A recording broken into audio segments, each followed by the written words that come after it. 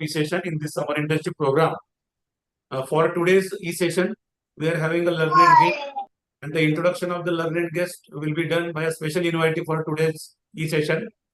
First of all, I will request you all to kindly mute at your end, because it will create a disturbance whenever our honorable today's speaker will have an interaction with you.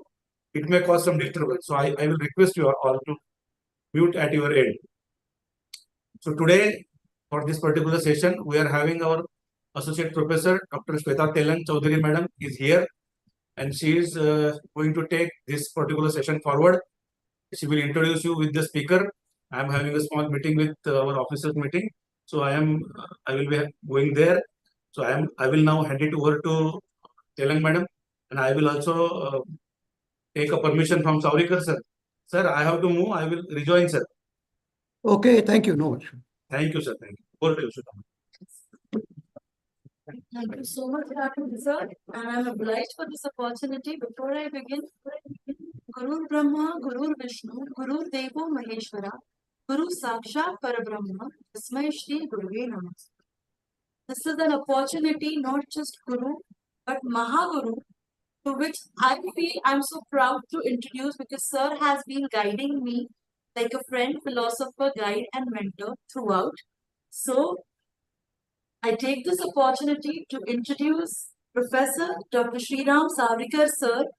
The name is well known, most of you all, but his biodata is a formality to read to understand how a personality can be a best teacher, a best academician, best researcher, best collaborator at the national and international levels, and still keep going to earn awards and even publish book at this age. That will be inspiring for all our SIP students. So I now introduce Professor Dr. Sriram Savrikar Sir. Sir has a whopping teaching experience of more than 40 years, administrative experience equally of 40 years. Our association with MUHS with Sir has been more than 25 years. Sir has been the founder member from the first brick of the Maharashtra University of Health Sciences. Sir has been the advisor Ayurveda to the Government of India, New Delhi. Sir has been the former Vice Chancellor to the Gujarat Ayurveda University, Jamnagar, Gujarat. Sir has been the Dean Faculty of Ayurveda at MUHS, multiple nominations at various statutory bodies of the university. Sir has been the former chairman representing the scientific body at the Pharmacopoeia Commission of Indian Medicine and Homeopathy to the Government of India, member of Ayurvedic Pharmacopoeia Committee, Government of India, New Delhi, former chairman of the Fundamental Research Scientific Advisory Group to the Central Council of Research in Ayurvedic Sciences, CCRAS, New Delhi. Numerous felicitations. Notable of them are the Excellence in Ayurveda National Award in 2013, Lifetime Achievement Award just a year back, N number of foreign assignments where Sir was deputed to represent the Government of India to multiple countries, including Europe, Trinidad and Tobago. Books authored by Sir have been innumerably referred not just at UG but PG levels. The latest lifetime book was published by Sir just 2 months ago at IIT Mumbai at the hands of our Honorable Vice Chancellor Ganidkar Madam, Arvachin Ayurvedayan, which is a biopic of Sir's entire journey till date. It's a pleasure that Sir will be guiding you all on research methodology. I welcome Sir for this opportunity. Over to you, Sir. Thank you, Shweta. Thank you very much. I will share the screen now, then we'll start my lecture. Yours.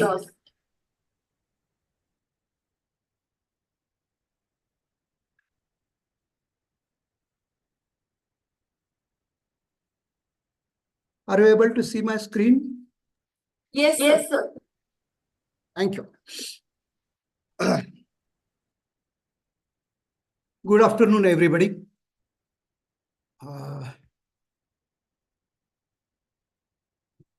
Today's lecture, actually, the topic given to me was research methodology. But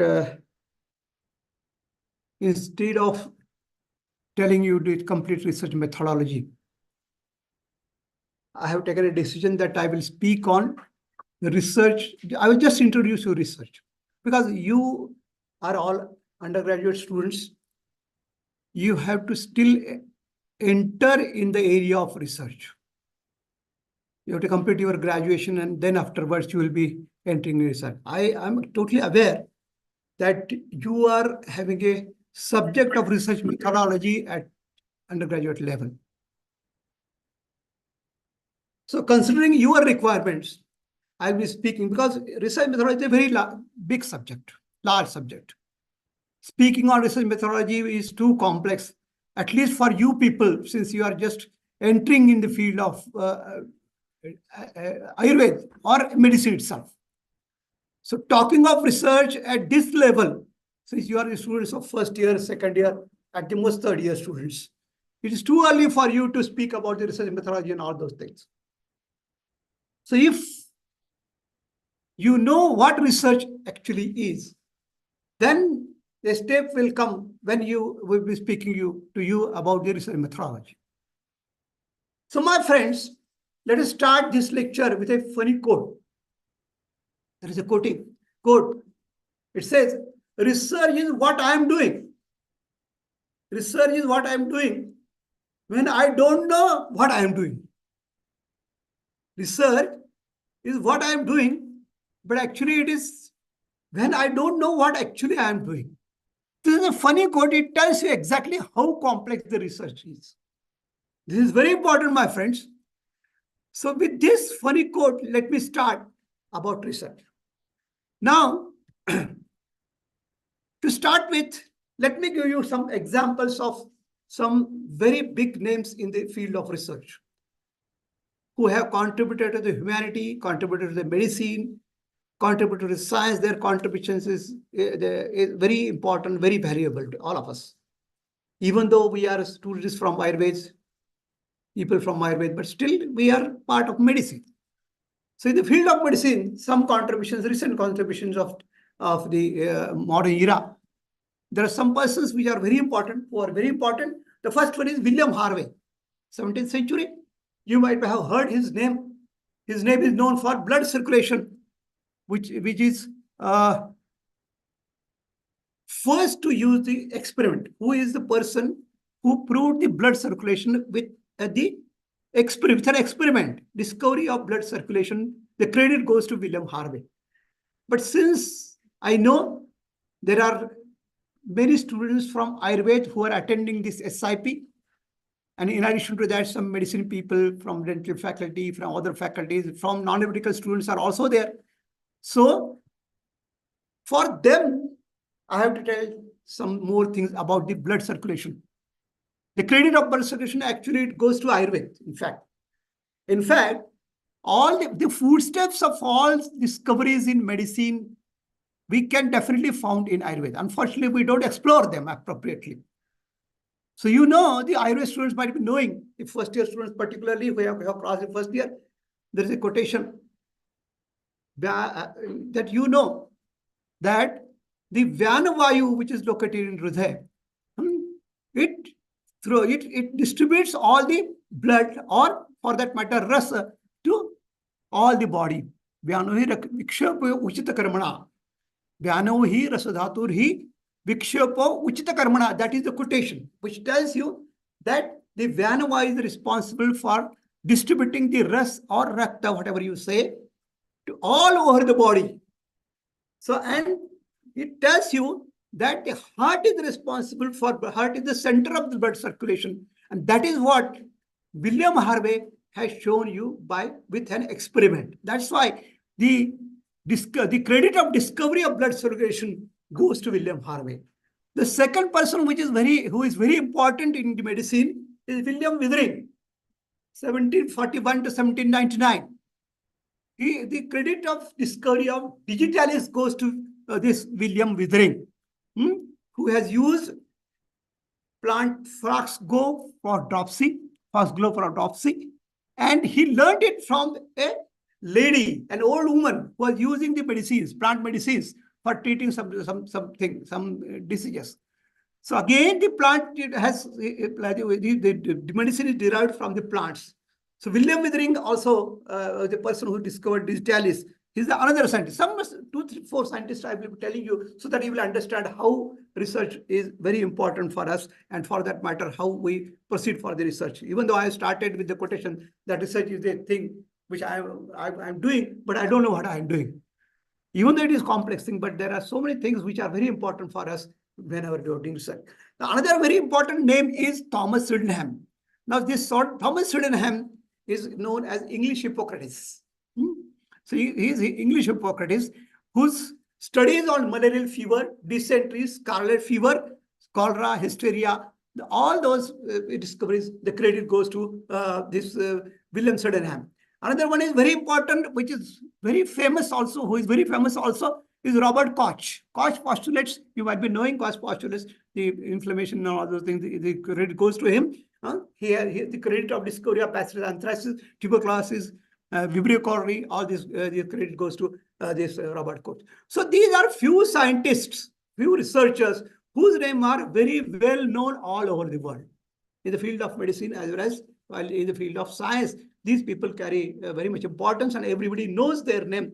And with these names, why I have told you these names? Because you should know how important research is as such, and what is actually research, what they had done, and now what we should, where we stand in the field of research, and what we should do regarding this research. And now, actually, my friends, the research starts from very few things. There are certain requirements, basic requirements for it.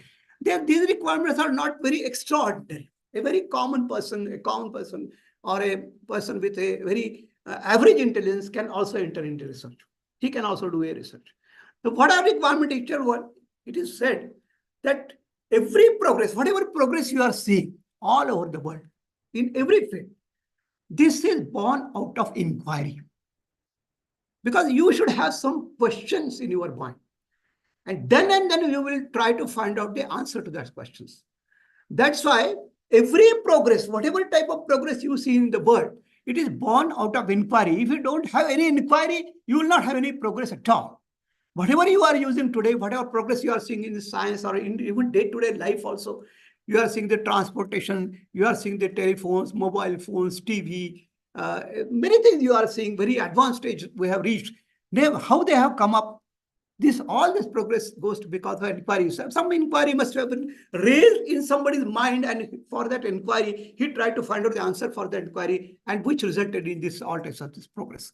So this progress is, the inquiry is the most important. It is always said, doubt is often better than overconfidence. It's very important. Doubt is often better than overconfidence, because we should have certain doubts. If you don't have doubts, then you will not find out the answer for your questions, whatever they are lying in your mind. So that's why it is said that doubt is often better than overconfidence, because the doubt leads to inquiry. And as I told you, inquiry is the source of every progress. The inquiry leads to progress. Inquiry leads to inventions. And that is why doubt is often, it is said that doubt is often better than overconfidence, for it leads to inquiry. And inquiry leads to invention. This is a quotation from Hudson Maxim, who is a famous scientist. He says that. Now, what is inquiry? Now, inquiry, in fact, inquiry is an inherent feature of human intellect. Actually, right from a boy, a newly born boy, newborn boy, not newborn, I would say, even newborn also. In the mind of the even newborn also, he has some inquiry in his mind. That is why, even though he can't talk, he can't express, but still that newborn also tries to suck something, because that is the only taste which is developed in the newborn. That's why whatever comes to him, he tries to chew or suck.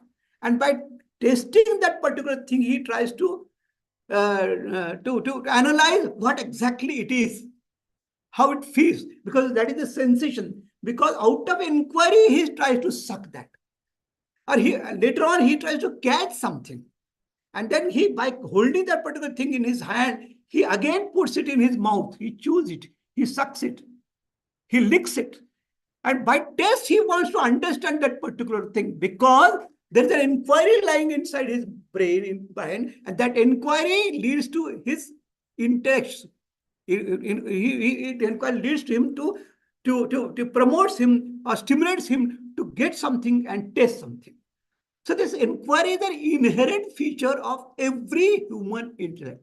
I will not say intellect, in fact, every human being, or for that matter, every living being, in fact. Every living being, you can see in animals also. They try to understand the things by their own senses, using their own senses. You know, the dogs, they sense, they just smell something and they try to see what exactly it looks. Or they try to taste something. You know these things.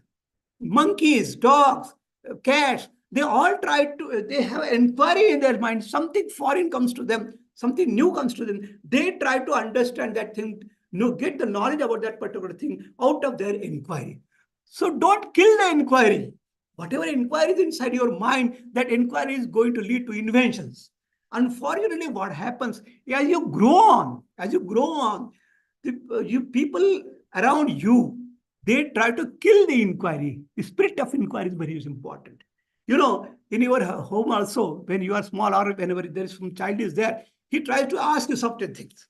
If you don't answer, you try to stop him. Gabbas, that's what we do. Even in your classroom also, you might have noticed some teachers do this thing. If you ask certain questions, they say, no, don't worry. You go and see in your class, or you meet me outside the class, then I will tell you. Don't disturb me just now. Like that, they're showing. So this inquiry is very important for everybody. So inside your mind also, you should keep this inquiry, spirit of inquiry alive, always. You should always inquire. If you don't understand, you should try to inquire about what exactly it is. If you are reading something, if you don't understand, then you should have a question. What is this? Let me see what it looks like or what it means. Then you will try to find out the answer for that inquiry. If you don't have the answer, then you will not find any answer, you will not get any new knowledge about it. If you go on saying that, okay, I have read this thing, I have know everything, that is your overconfidence. So that is most dangerous. If you are overconfident doesn't help any research worker or a scientist. No scientist is overconfident, remember very well. He always questions himself. So you should also try to understand, question yourself. Whatever you are doing, what I am doing, what I am reading, what is the meaning of this particular. If you look at certain thing, you should know what exactly it looks like. What is the meaning of all these things? So this is the spirit of inquiry, which is an inherent feature of human intellect. And that's why you don't kill this inherent feature. And that's why the inquiry, another inquisitiveness. We in scientific world, scientific language, we refer this inquiry as inquisitiveness. And it is said the inquisitiveness is the mother of knowledge. Not only invention, it is the mother of knowledge. You have a desire to know something, desire to know to have complete knowledge is inquisitiveness. So what we do usually from right from the school days to college days, till actually we enter the field of research. It's not that only if the persons who are working in the field of research or research, they are doing research. It's not like that. The inquisitive mind is with everybody. Everybody is having inquisitive mind. So everybody, for that matter, in his own way is doing research, we'll say. He's trying to inquire about something. He's trying to get the knowledge about something. You are doing that already. So in the education also, we have designed, or education should be designed in such a way, particularly the undergraduate level, that we should try to increase the inquisitiveness, the habit of inquisitiveness in the minds of students. That should be the way of teaching the students, that we should stimulate it. So we should stimulate the student to ask the questions. We should not kill the questions. That's very important. So then only the main object of the undergraduate education, what I feel is that we should try to create the inquisitive minds in the undergraduate level. And that is the purpose of every whatever subject we are teaching you, the style with which we are teaching you. This style should be like to to create the inquisitiveness in your mind. So you yourself should also have this particular thing to ask, try to ask questions about things. If I tell you that there are, just like a day before yesterday, we were discussing about doshas. What are doshas? Nobody was able to answer it appropriately because you did not question about it. When you are taught or you read something, then you didn't question, you accepted it without questioning it, even though you did not understand anything at all. So that is the most dangerous. That's a negative thing for a person who is trying to do the research or who wants to enter in the field of research. Now, exactly what is research as such? Everybody talks about research. This is a fashion. People are saying, you should do research, particularly when somebody comes to, some guest comes to your colleges, in big platforms, in big stages, some minister comes, some politicians come, some very big academicians come, or some administrators come. They are, you should do research. Everybody should do research except me. That is the thing. That should not be the case, no. We cannot ask somebody to do the research. Research is not done by us. That you do the research. This can't be. We will give you money, do the research. No.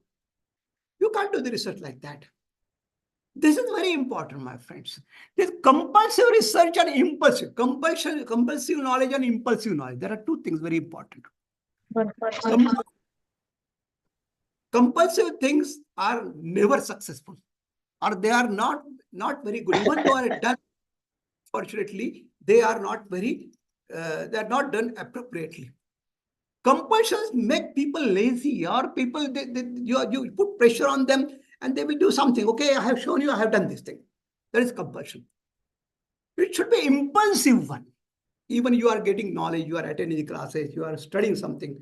If there is a compulsion, if there is an examination, so you should study hard and pass the examination.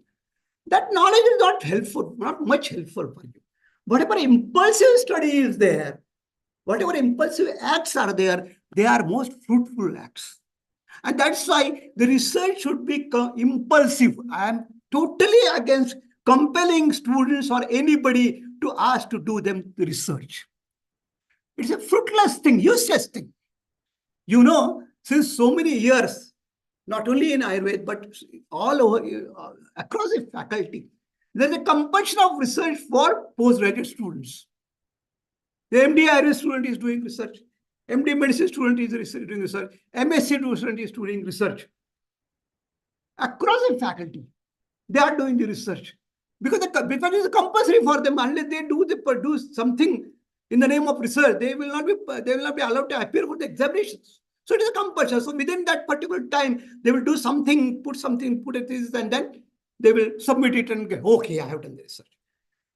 99% of the people who have done the research in their postgraduate studies, you just ask them when they cross their 50s, what was the subject of your research? If you ask them, I'm fully confident that 99% of the people will not remember what was the subject of their research when they were doing their postgraduate studies.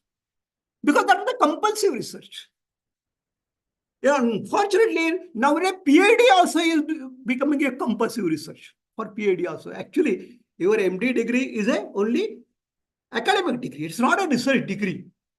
I personally feel that MD is not a research degree, and whatever research you are doing in MD is just a training of research. It's not full research. It is a research degree.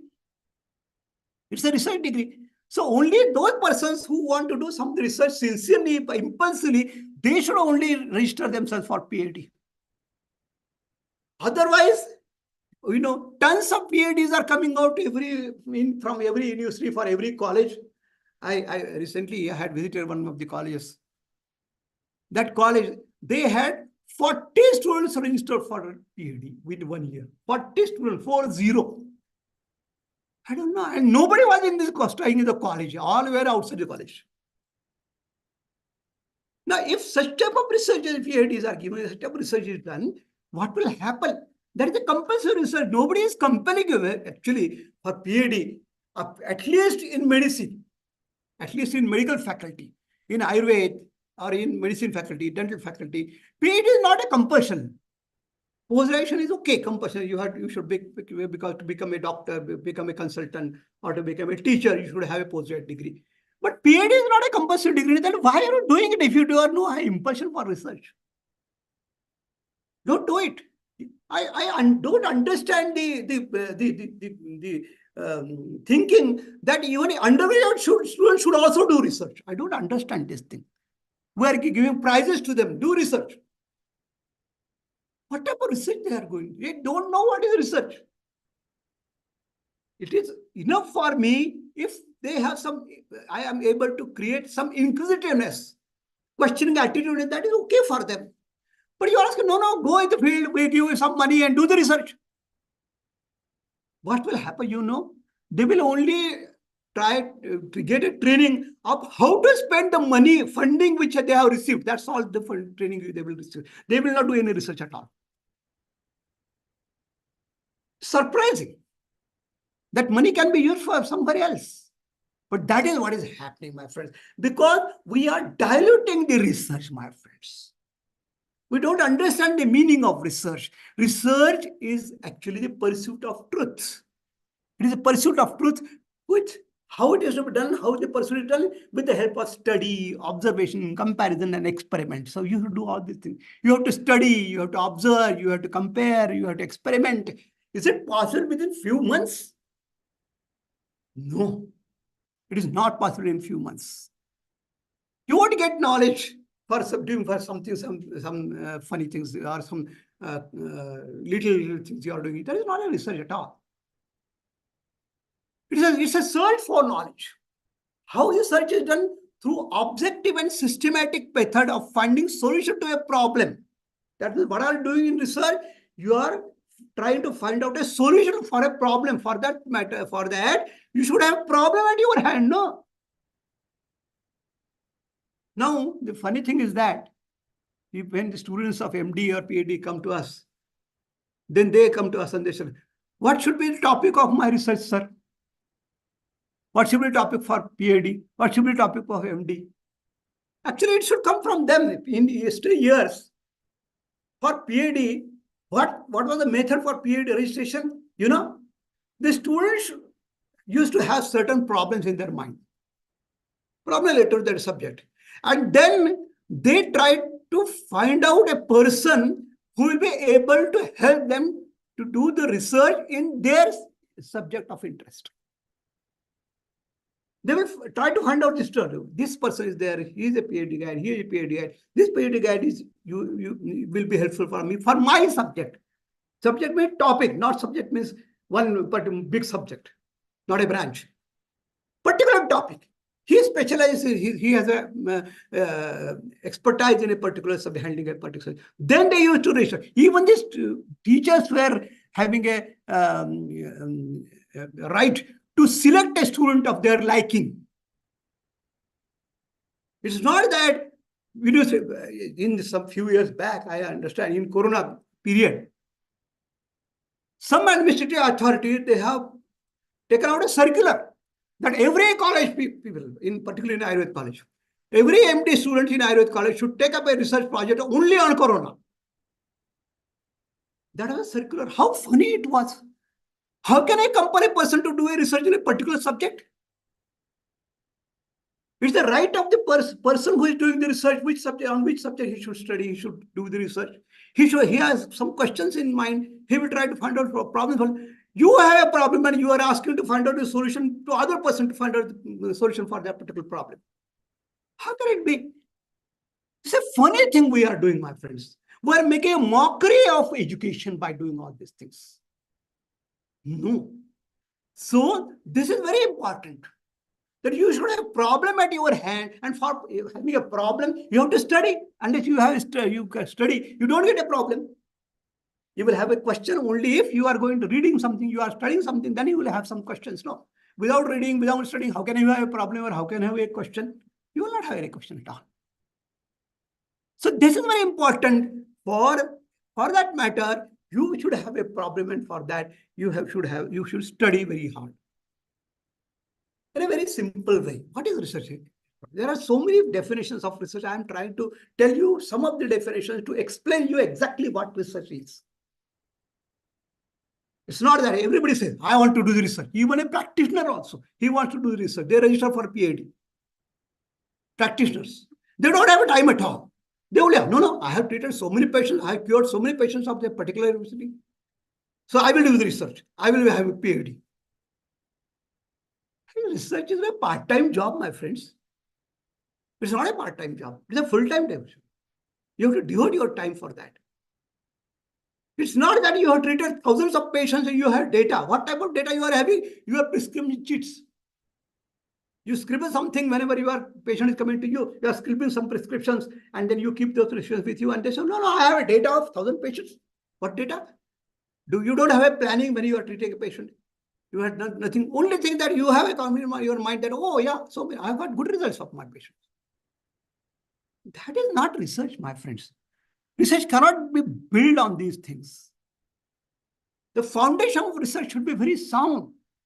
Well-defined problem needs to be there, and then you have to search very systematically and scientifically for that solution of that problem. So that is why scientific and systematic research, search is research.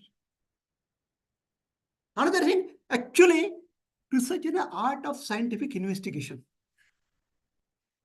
It's a scientific art. It is an art. It's not that anybody can come and say, oh, I will do the research. That is not possible. You should that inclination. You should that inquisitiveness. You should have that zeal. You should have that devotion. Then and then only you can do research.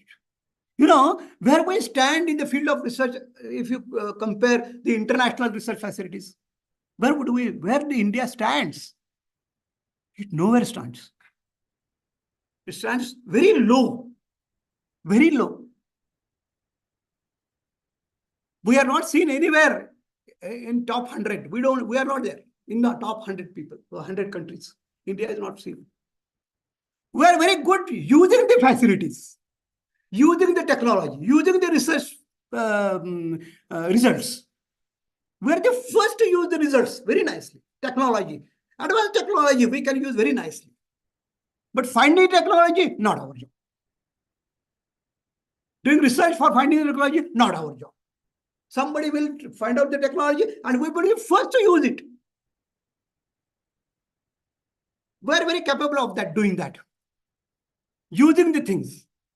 We are good users. We are not good researchers. It is very unfortunate.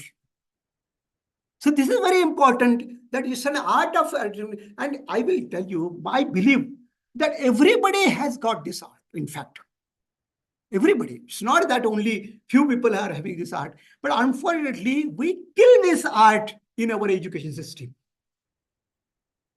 Yesterday only I was talking about you, that every person is having Einstein hidden inside him. We should only give a chance to explore that particular Einstein, to allow Einstein to come out and work appropriately. We don't allow them. We kill the Einsteins. It's not that Einstein was something special mind he was having. It's not like that. He utilized it appropriately. So that is what is lacking, my friends. So we should have this art. We allow yourself to use that particular art and develop that art of scientific investigation. Art can be born also. Art can be achieved by training also, remember well. Only that you should have a desire to train yourself to acquire that particular art. You know, even any art, in fact, for that matter, music, etc., etc.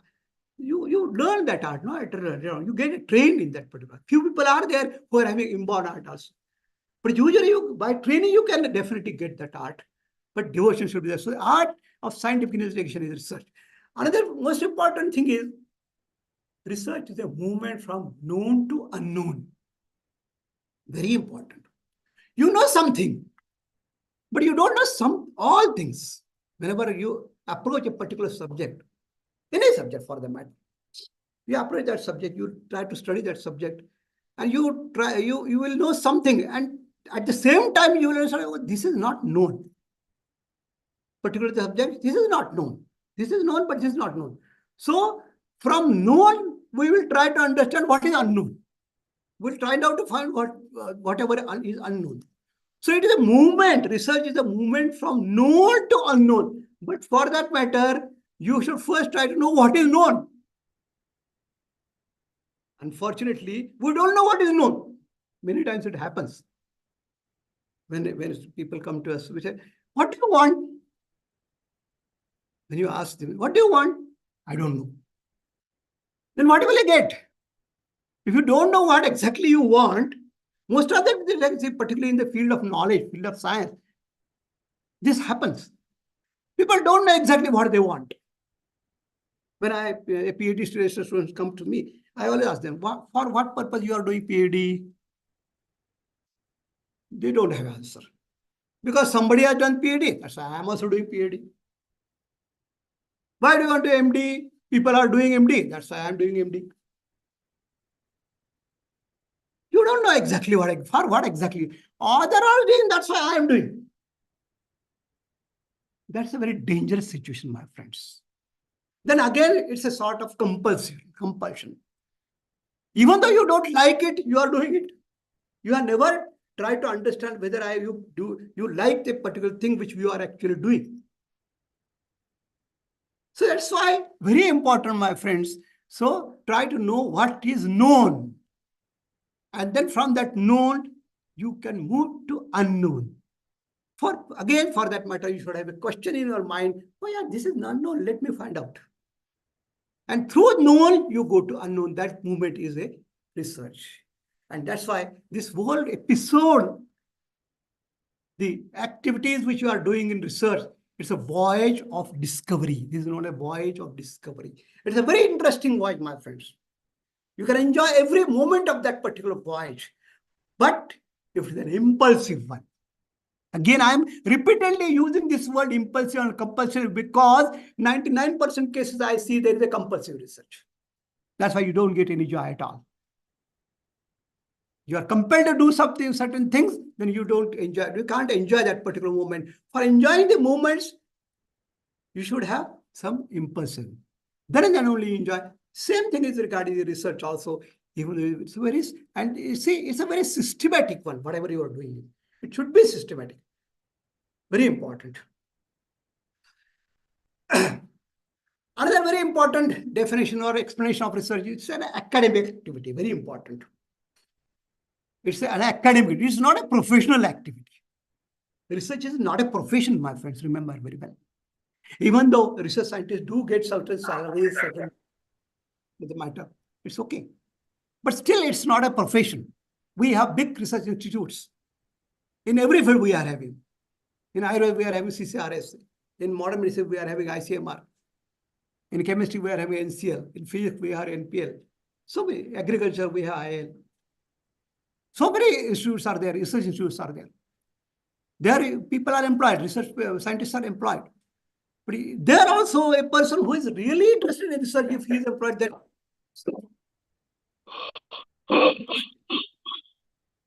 But if it is made compulsory for him to do the research, he won't get any result. He serves, okay.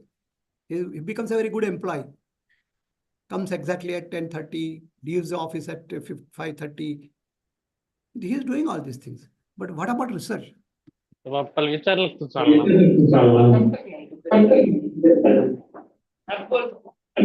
तो विचारलं का तो विचारला का पप्पा म्हणायचं का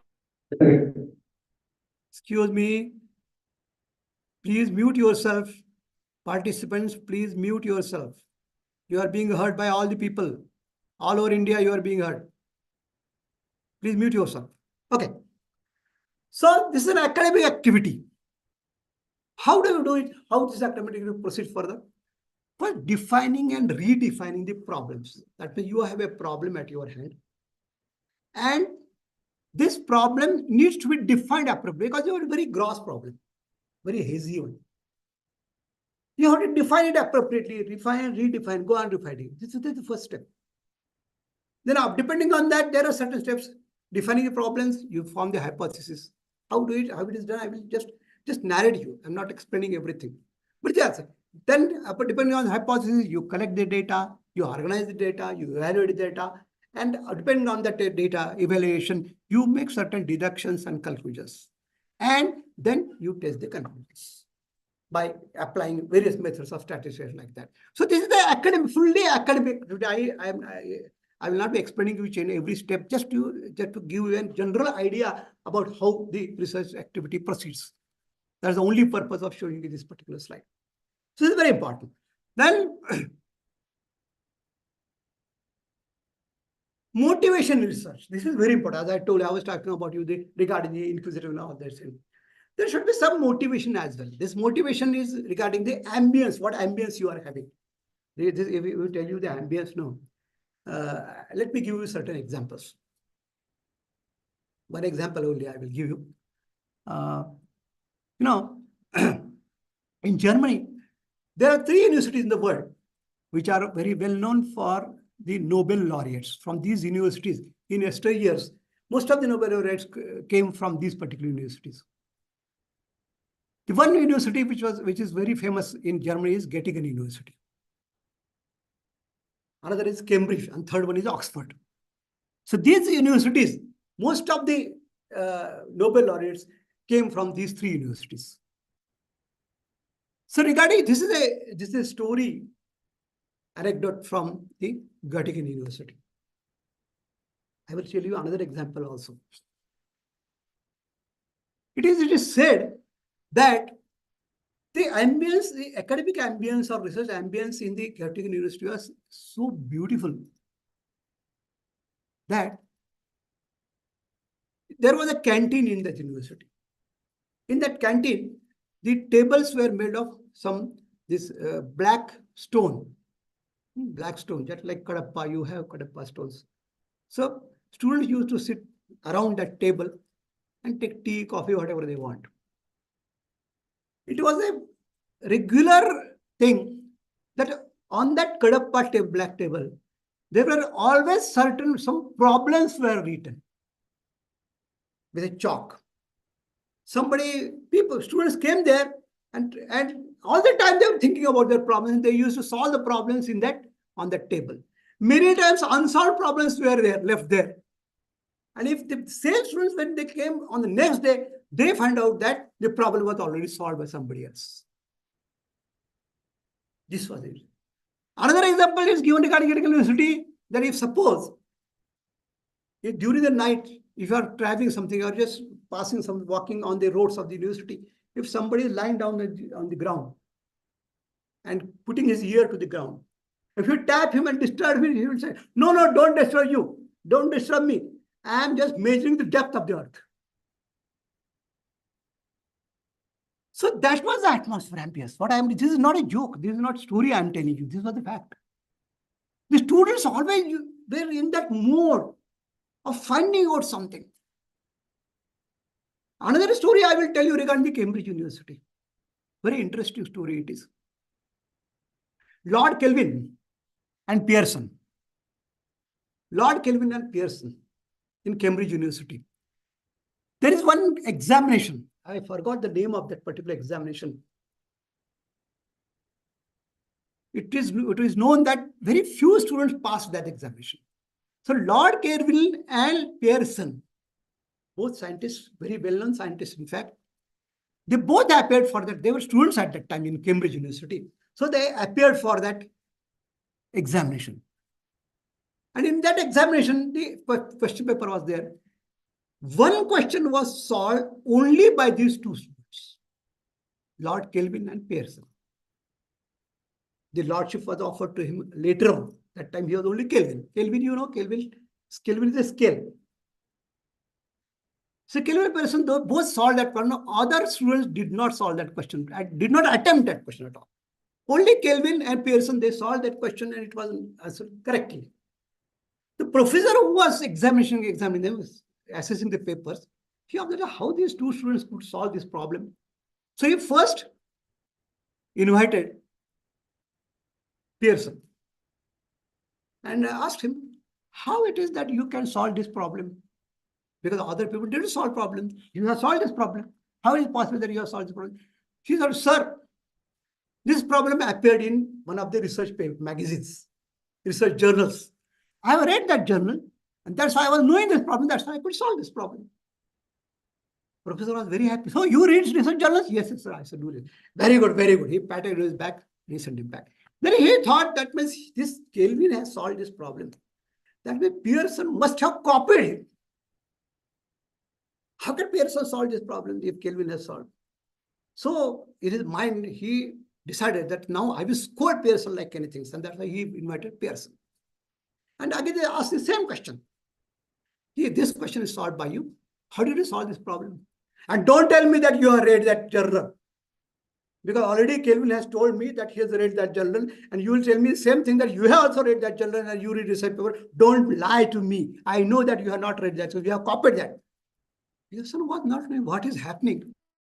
Standing silently. Then answer me. What? Have you copied this? Sir, no, sir, I have not copied. Then how could you solve this? Sir, I have written that problem in that journal. That is my problem. This was the ambience, my friend. This type of ambience is required. This type of inquisitiveness is required. We only criticize the people who are doing such like things. So don't do that. So this desire for doing something, this is the most important, is the most motivation. But nowadays, why do we research? Desire to get a research degree. Because degree is, people, even in medicine, in fact, PhD research degree doesn't count much. We add one more degree to our PhD. I'm a PhD. After some years, you will ask what was the subject of our PhD, he will not remember. That is the thing. I'm telling you the practical thing because I have interviewed so many people during my career. This is the first question I usually ask. Many people, many interviewer, many post of the director on those big posts, they come for interview. When we ask them, you are PhD, where is your thesis? Oh, sir, I have forgotten in my home. What are the topics? I don't remember. These are the questions, the answers. So what is this? This is what is going on. We're making a mockery of research methods. Don't do that. Another term is publish or perish pressure, because we are making compulsion to the people, for teachers when they come for interview. How many papers you have published? Number of research papers you have published. We don't inquire about the quality of research papers. Publish or perish. That's why you go on publish. For you do research for publishing the papers. Desire to face challenge in solving the problems. This is very important. This is most important. This desire is most important. Desire to challenge, desire to face the challenge of solving the problem. This is most important. Desire to serve the society and desire to get respectability. Out of these 5-6 motivations which I told, the most important motivation is desire to get intellectual joy and face challenge to solve the problem. These are the two most important desires for doing a research, which is an impulsive research, which is most important. Now, let us come to discovery. Research discovery. What is discovery? Discovery is of two types generally. By forethought. That means we are trying to, we foresee certain things, and to get that, we do the research. So discovery is a forethought where unexpected observation occurring during ongoing investigation. You are doing an investigation for certain things and you get certain unexpected results. That is discovery. This is by forethought. Another is by serendipity. Serendipity is a happy discoveries by accident. Happy discoveries. For example, you are just going a walk, taking a morning walk and just wandering there. Suddenly there is sand, and in that sand you find a diamond. So this is a happy discovery. Just like that, you are doing something. Archimedes, he was just sitting on the top. Suddenly Archimedes principle came out. Or an apple full. That is discovery. Gravity. So there are happy discoveries. So the serendipity. Then there are 3 types of chances. How discoveries occur? Role of chance. What is the role of chance in discoveries? There are 3 ones. One is chance 1. Simple blind luck. By luck you get that, just like I told you, finding a diamond when you are walking. Unexpected arrival a patient with a rare disease in your dispensary. Unexpectedly you get that particular chance. So this is blind luck. Another chance is keep on going, you will stumble on something. You will stumble something. It is said, it is a proverb. A ship is always safe when it is anchored at the harbor. Do you get me? A ship is safe, always safe when it is anchored at the harbor.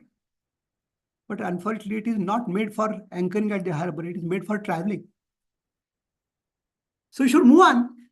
If you don't move, you don't get anything. There is a chance of stumbling if you are moving. If you are not moving, you will not stumble on anything. So there are certain examples. Stumbling, discovery of Salvarsan. There's a drug tested for syphilis. It was the 606th drug compound which are tested for syphilis.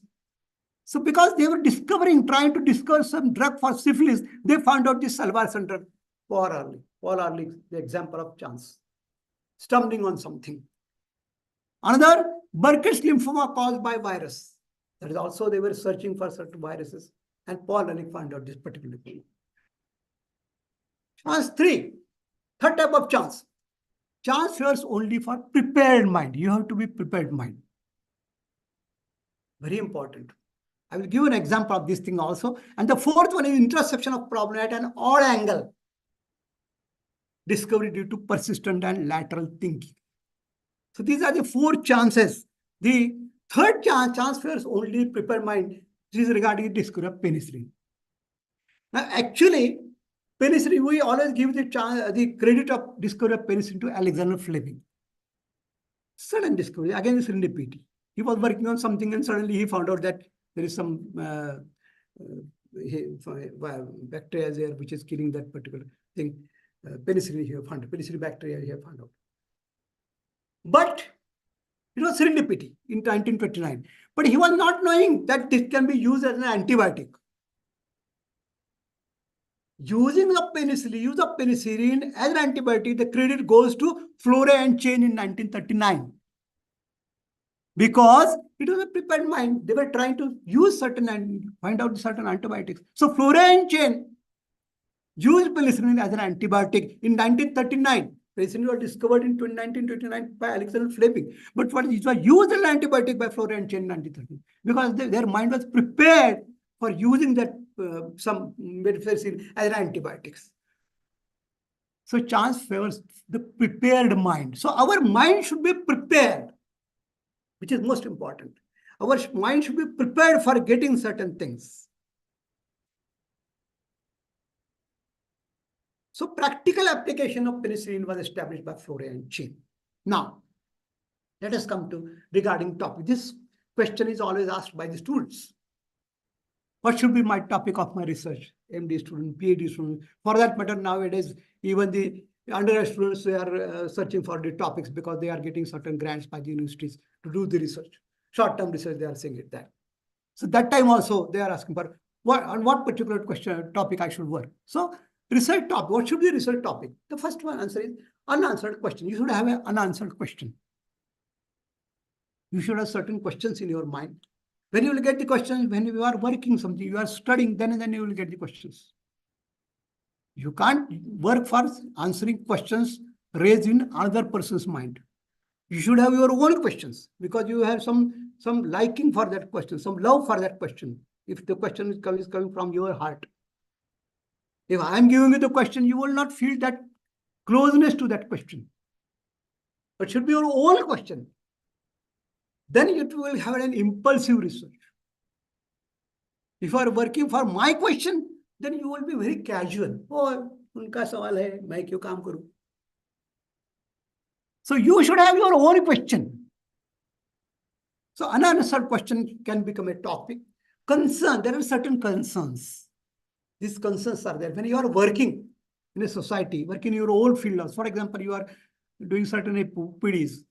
You are undergraduate students, you are studying. At the time of studying, there may be many questions must have arisen in your mind, will arise in your mind if you are studying seriously. They might be unanswered. Your teachers might not be able to answer that question.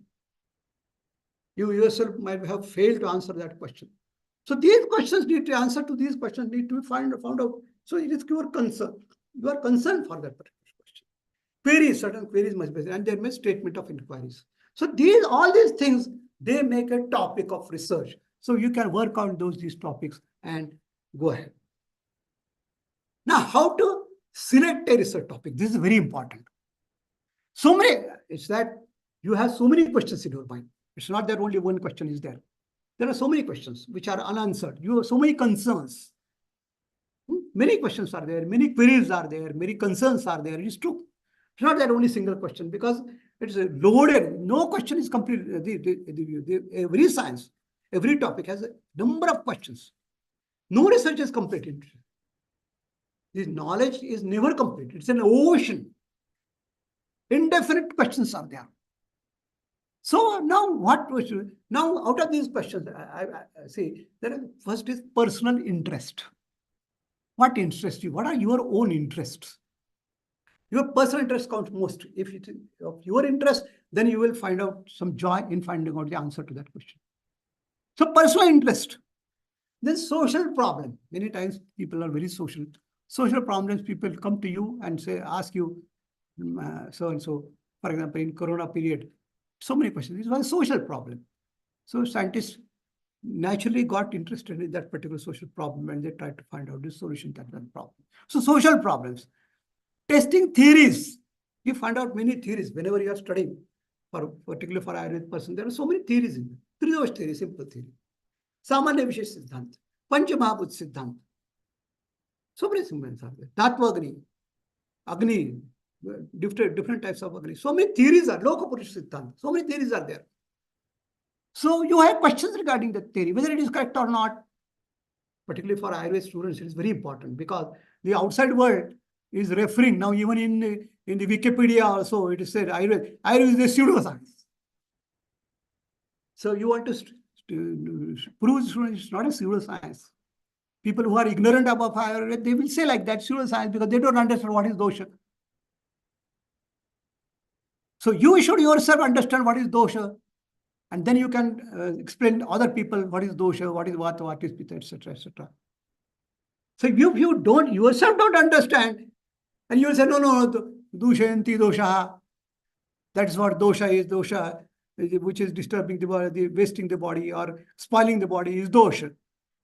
People will not be satisfied. They will say, oh, it's pseudoscience. That is what he's saying.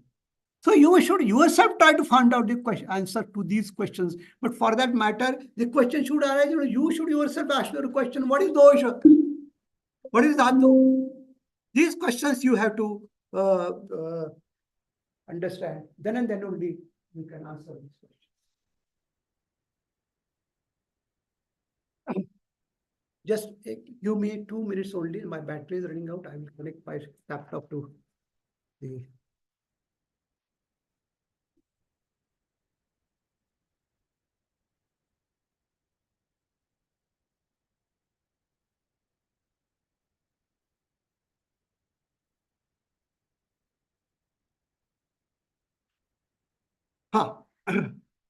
So, social testing theory, then prior research. This is also very important. Let us see how these things happen. Prior research. Many times, research is a continuous process. As I told you in my last slide, that it is never complete. So you can move ahead. You take up that topic and move ahead. You can go further. Unfortunately, in universities, I always find the research committees in the universities, whenever they find out that a person, suppose, for example, one person is working on Triphala. And next year also, a student comes with the same topic on the Triphala. So his topic is that, no, Triphala pe to kaam ho gaya hai, ab nahi hum allow karenge.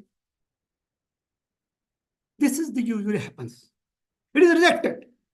Research already done. Don't do research now. This is the mentality. This is wrong, my friends. Research is never complete. Maybe the results may be wrong.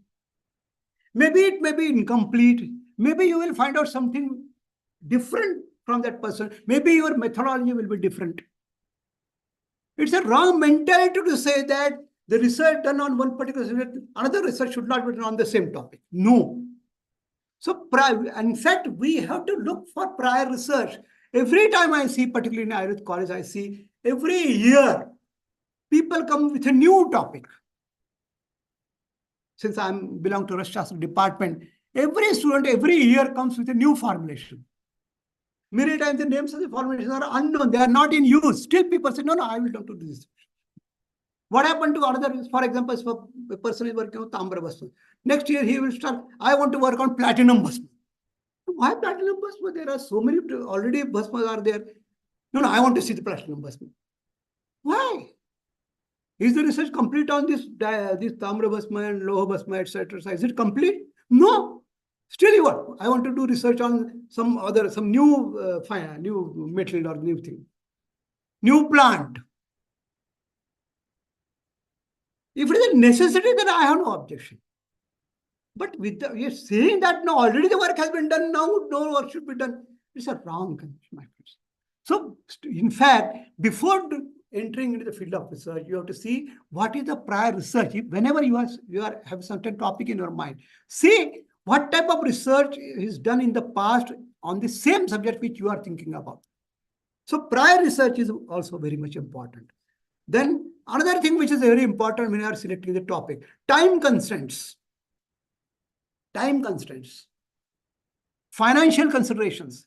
Anticipating and avoiding problems. Equipment limitations. Human resource limitations. Very important. All these things you have to take into mind. Unfortunately, we don't take into mind. Time constraints. Now, how do you see the time constraints? Time constraints. Usually what happens? Usually you have only maximum 3 years for completing a research project. If you are funded by somebody, even your MD students or PhD students, so your maximum period is 3 years. Of course, many times extension is given, but 3 years times is an average time which is required. So whether your research will be completed within 3 years. So considering the time, you have to select the topic, or you have to restrict yourself with that particular time. Within that particular, you should be able to complete that particular subject. Then financial considerations, how much funding you are getting. This is also very important. See, people say, कुछ भी funding नहीं हुआ तो वे करें. Research को क्या कुछ भी नहीं लगता. In the yesterday years, he was having nothing. Still he had done research. Why you require funding? It's not the mentality is absolutely wrong. Financial consideration need to be, finance is required for the research. Finance is required. You can't do it without it. So you have to consider what type of finance is available, what type of funding is available, how much funding you can yourself spare, how can funding, outside funding you can get, whether you can approach certain agencies. So these financial considerations need to be considered. Time constraint, financial consideration. Then anticipating and avoiding the problems. You have to consider it. When you are doing certain thing, you have to consider, you have to foresee. What type of problems will arise whenever I am doing such research? So how can I avoid that particular thing? You have to anticipate the problems. Anticipate the obstacles which are, you try to overcome those obstacles. You can say, no, I was trying to do this particular test. Now the machine is not available. So I will not do that. No. I thought I'm not getting patients of my particular disease I have collected, but unfortunately, I'm not getting those diseases. Number of patients required is not getting. You should have foreseen that. So you have to consider all these things. Anticipate and avoid, try to avoid those problems. Don't take such subjects which will create obstacles in your mind. Equipment limitations, again, whatever equipments are required for your research, you have to consider prior in the first phase itself before starting the research. This happens. You only just hear some things from somewhere. You hear the lecture and you listen to many lecturers, big words are used. But this happens particularly in the field of Rashashastra, I have seen. Big names, big equipments are mentioned. ACM, ADAX, atomic observation spectroscopy, HPC, high performance liquid chromatography, gas chromatography. Big names are mentioned. Neutron activation analysis, mass spectroscopy. You mention all these things whenever you are writing a synopsis. And later on you find, oh, these things are very costly and they are not available very easily. You have to go very far, find out where it is available. Why you have taken that? You don't consider your requirements also. If you have requirements, you limit your requirements. Don't use certain topics which require such type of way unless you have so much funding with your hand. you have resources in your hand, then and then only you can select resources. So this is very important. Financial considerations are important. Anticipating our problems, then equipment limitations and human resource limitation, this is also very important. Human resource limitation, whatever expertise you are requiring for doing the research, that expertise should be available with you. Very important. In this, we lack very much. Most of the times, I will give an example again. XRD, Prashastra students, BHASMA, they get XRD results from IIT, NCL, from there you get the XRD reports. What happens? They are handed over a graph with d-spacing and 2 theta values.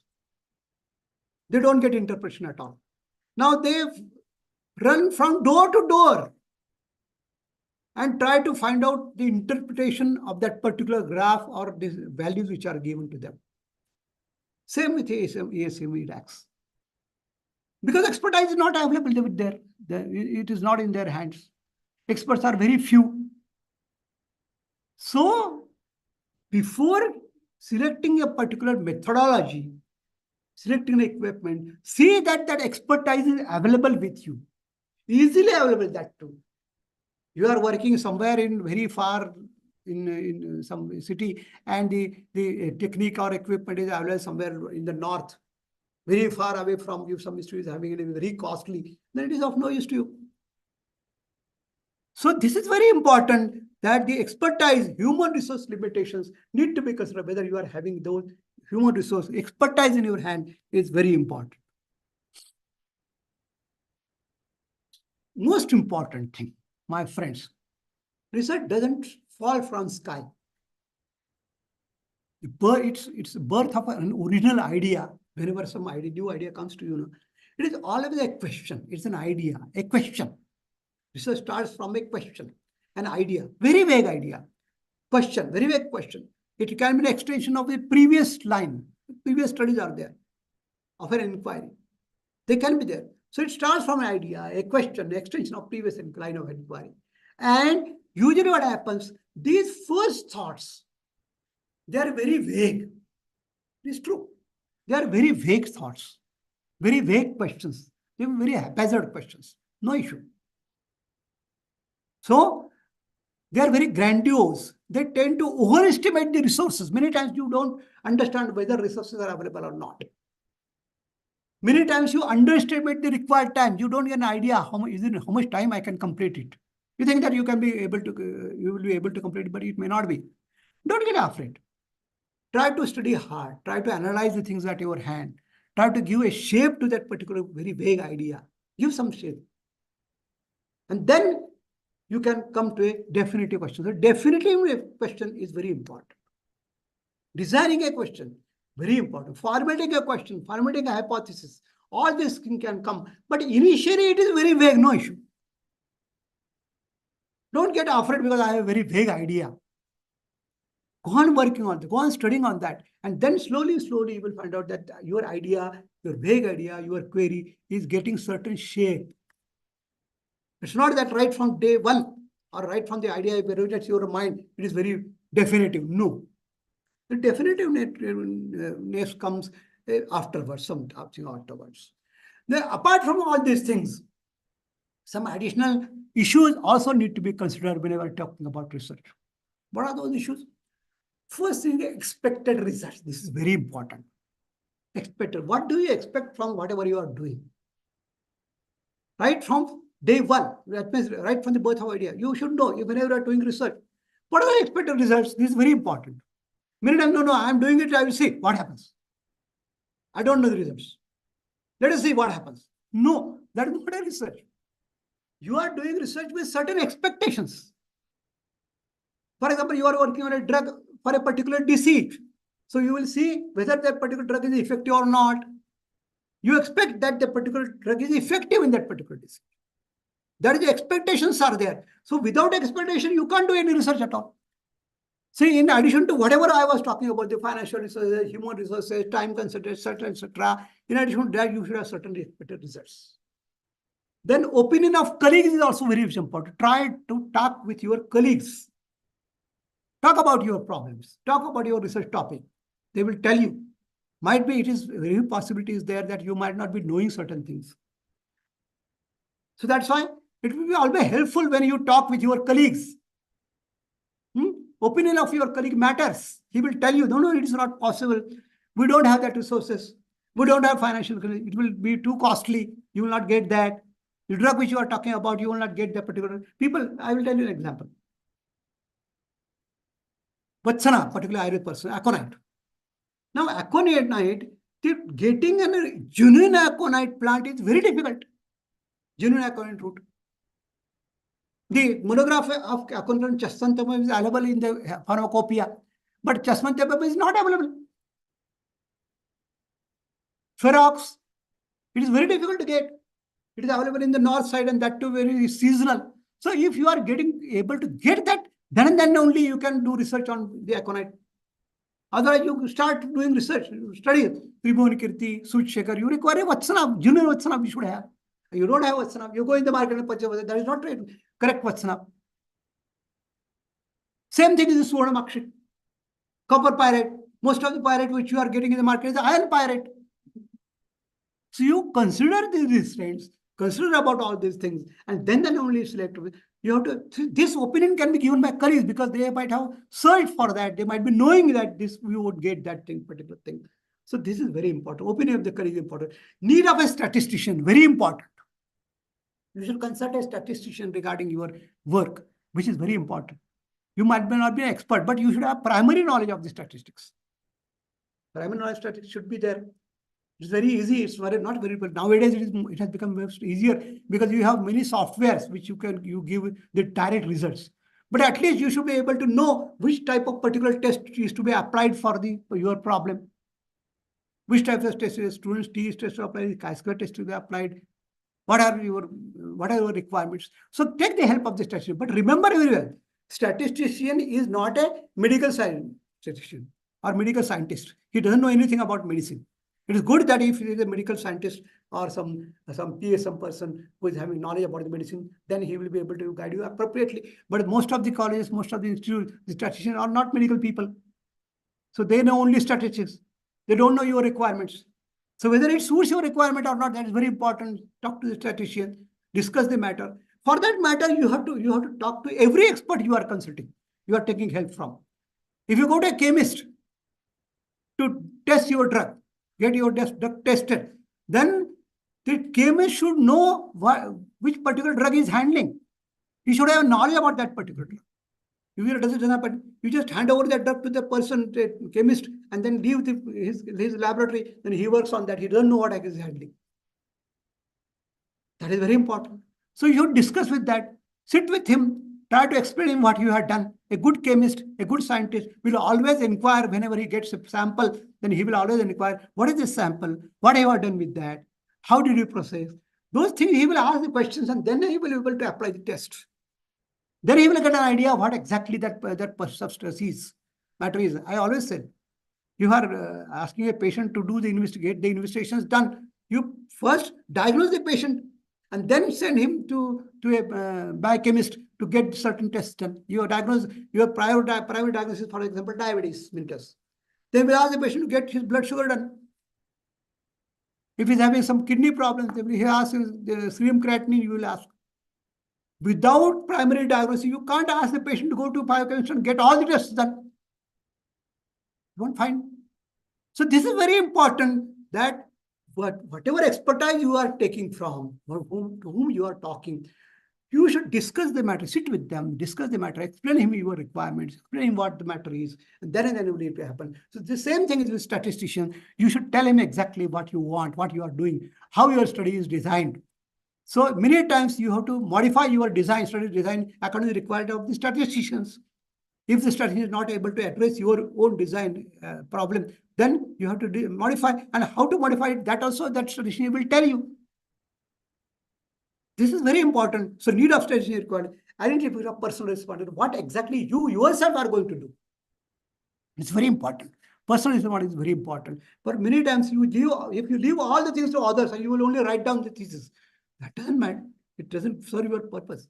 You should also be able to do your own work. Some certain tests you should yourself do. I remember those days. Nowadays it's not done, but usually when we were doing residentship in our hospitals, we used to carry out all the primary tests, blood tests, hemoglobin, then RBC count, WBC count, ESR. All these equipments were present in our ward itself, and we ourselves used to do it. And later on, we would send it to the biochemist. So we were doing those things. So we also, even though you are not doing, you should sit with the person who are doing these tests and try to understand what tests are doing and what is the principle of that and how they are done. So your own responsibility, personal responsibility should be understood and take as much responsibility as possible. Then another question need to consider viability idea, whether the idea is viable. That is very important. Many times you have problems, you have ideas, but they are not viable. They cannot be done. They are not practicable. Practically, it is impossible to do that. So there is for practicability of the viability idea, time factor I told about, and has it done me before? This regarding I will tell you. This I will told you the art of soluble. Remember very well. Research is an art of soluble. That means by doing the research, you will be able to find out the solution. It may not be a full solution, but some solution direction at least you will get. It is not insoluble, unsolvable. You can solve the question, no issue at all. So it is the art of soluble based upon simple idea and circumstantial definitive objective. Provided that you have circumstantial and definitive objectives, the objectives should be clear, then you will get the solution, otherwise you won't get it. So this is research is an art of soluble. This is very important. So this is very important. Contemplation of impossible projects. You have to avoid impossible projects. Don't take them. Ability of structure I talked about. Know how about handling of instruments to be used.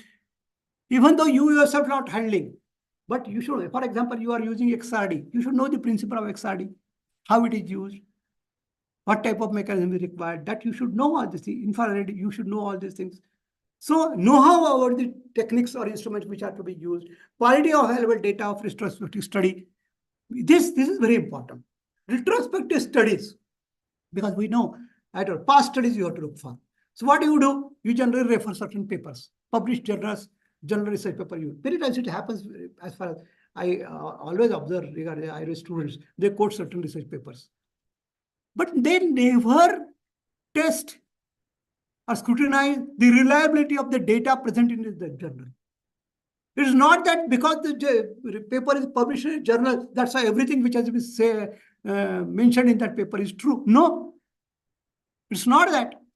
So you have to examine that. But I will tell you an example.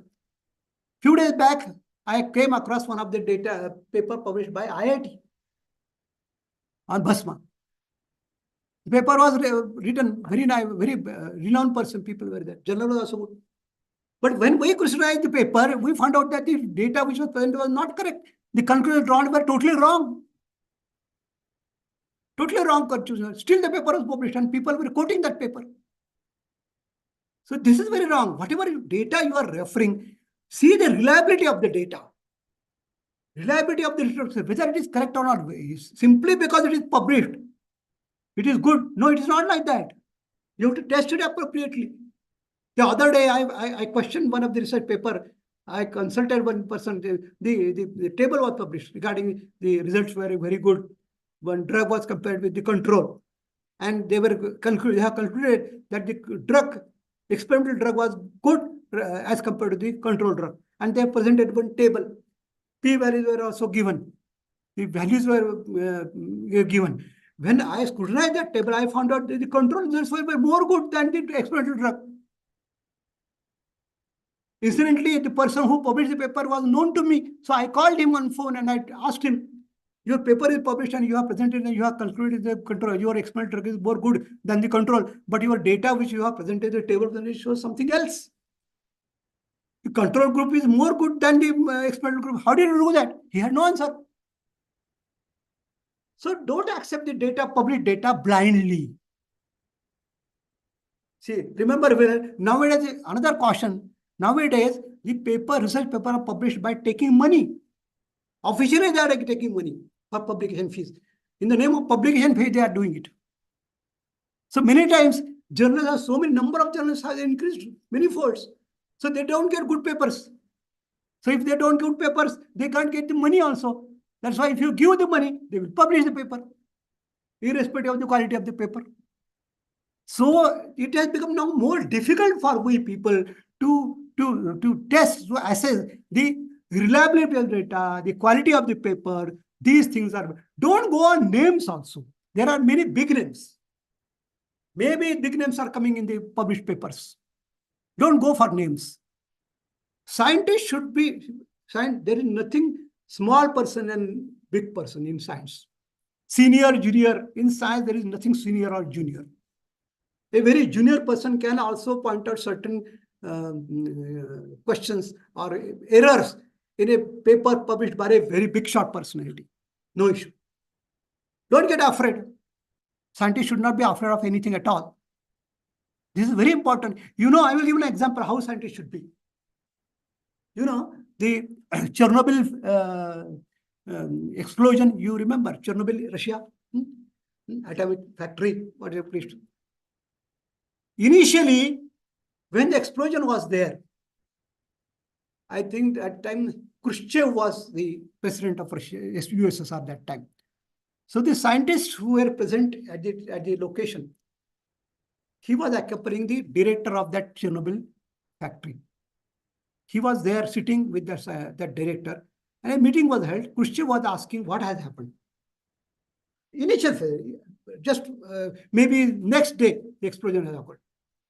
So the director was saying, no, it's okay, nothing, it was a small explosion, we will definitely control it. Nothing has happened, it is okay, that he was talking about that. The scientist was just sitting calm and quiet. He was not talking anything at all. Khrushchev observed that one person was not talking anything in the meeting, all other people were talking about. So he inquired about him. Who is the director told him he is an atomic scientist. I forgot his name. So then why he is not talking? No, he will not talk. But I know everything. They trust him. So Khrushchev said, no, I want to listen what his take is. Then he was compelled to talk, scientist. And then scientist started his talking. He said, he told Khrushchev that the problem is very big. The atomic factory, it has burst open. It is burst. The Anubhatti, that one furnace, has burst. And it's a very big problem. It is an international problem. Please pay attention. Try to understand this. When he was talking like that, director was keeping him calm. No, don't talk like that. But Khrushchev scolded that director and said, let this scientist speak. Then scientist, he was asked, how do you say that this is exploded? The furnace exploded. Then he said, he showed him a clip. The clip was, it's a very good serial, in fact, Chernobyl serial, it has shown in that. So what had happened actually, when the scientists first visited that factory, at that time, the first visitor of that factory was a fireman. Because of the explosion, burning was the fire was there, the firemen were caught. The first fireman, when visited that factory, outside the factory, there was one rod. He just took up that rod in his hand, and suddenly his hands were burnt and he put it down. And then that was caught in the CCTV. And that CCTV footage was observed by the scientist. And suddenly, that scientist felt, he knew that that particular piece of rod was made of graphite.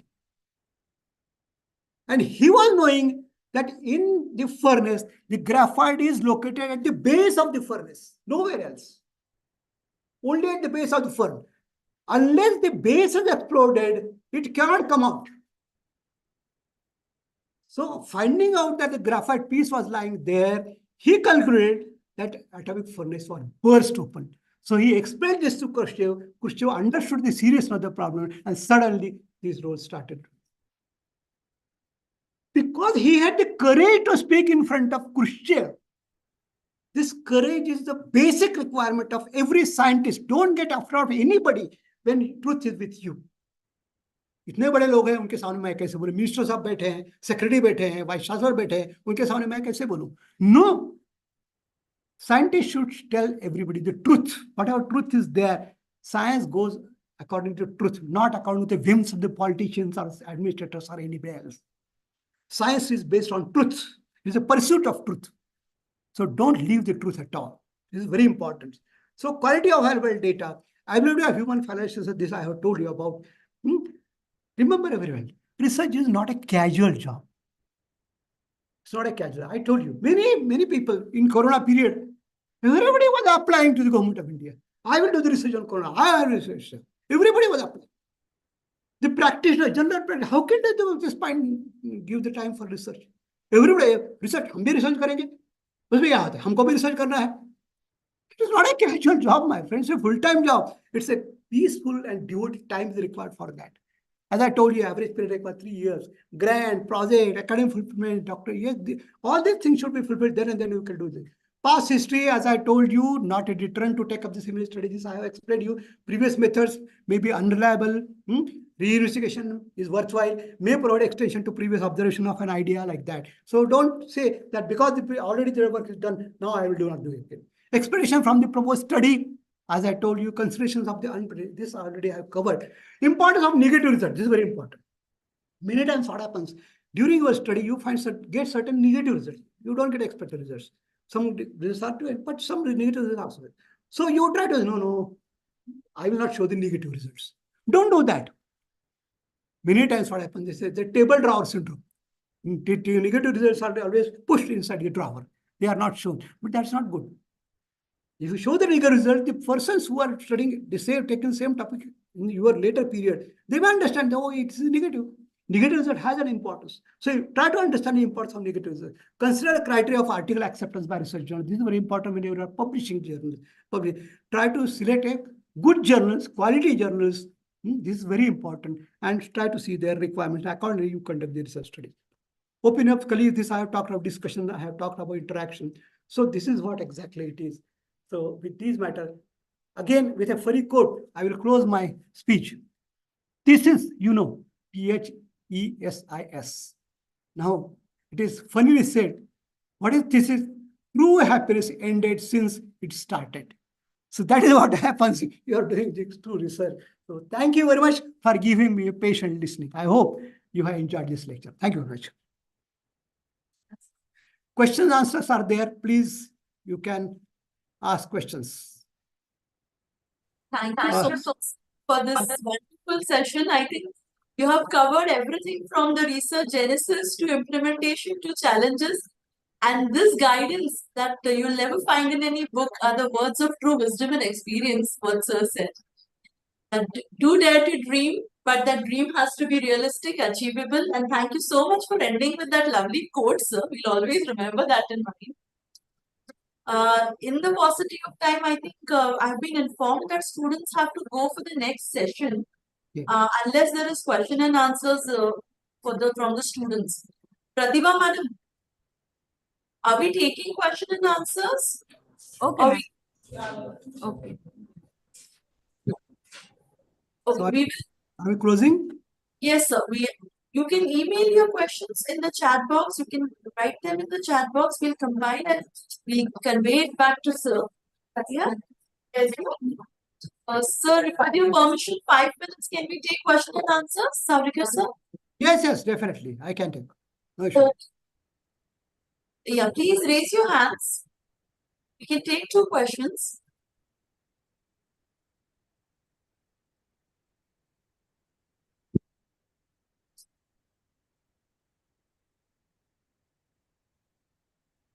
Is there any question? Hello? Yes, I see raised hand. Name is Oppo. What is the question? No, there's no question, sir. I don't think there are raised hands.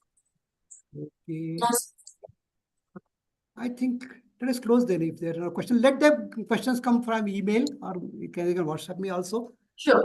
Yes, sir. Yes. I think the lecture was very clear enough. So, very informative and helpful session. I think this is the base for research which we actually needed. Yes, that is the feedback coming in, sir. So, you're welcome to put in your thoughts in the chat box and also email to the SIP. And you can also put it in the group about your feedback about the session. So, with this, please, I request everyone to switch on their videos, we will record the attendance. Sir, तुम्ही पण थांबा. Okay. So I'll be having a selfie with you. Camera. We have a group here in our hall, Feta. In our Uh, auditorium, we are having students. All our students are with me. Would you like to join there, sir? Then? Feta, Unmesh is talking to you. Just wait. Yes. Yeah, shall I click the pictures and send it on the group? If that is okay. Yeah, that is also okay. And for the sake of SIP, they have informed me that they need the complete photo of all the students attending with, sir. Okay, so Yeah. I'll ask them to join through their mobile so that you can. Yes, please. Yes, that will be great. Mobile join. Okay, yeah, thank you.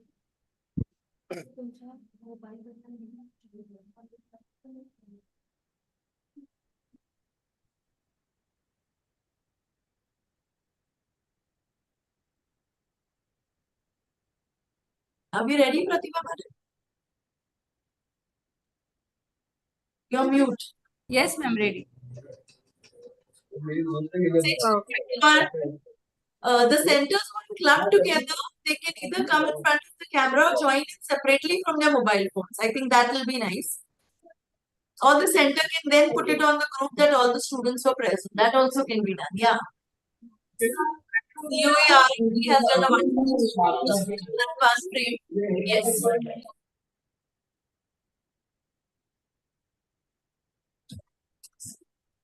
One, two, three. Say cheese.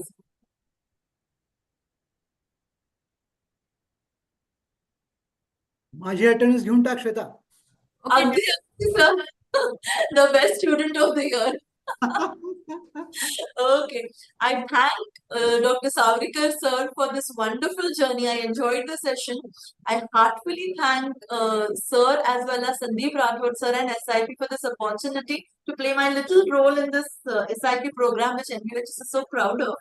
And especially to introduce my Mahaguru to the entire wonderful SIP family. All the best to your journey. It's a pleasure being with you all.